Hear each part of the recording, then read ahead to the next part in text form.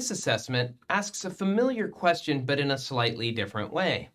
It asks, which would we expect to react more quickly with H+, the molecule on the left or the molecule on the right?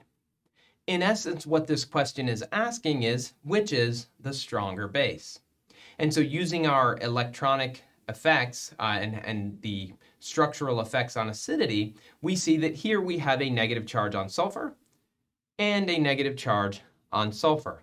Since the sulfur atom is the same in both, we have to look for something else. What you notice for the molecule on the right, and I'm going to redraw it so I don't have to do the Weatherman effect, is that the sulfur lone pairs of electrons can be delocalized by resonance.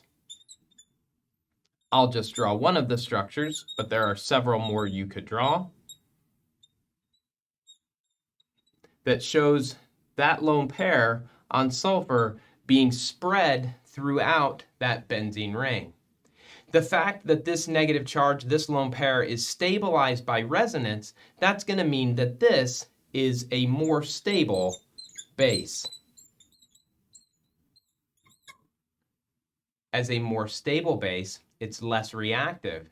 It's less likely to grab a proton. The one that would react most quickly with the proton then will be the molecule here on the left.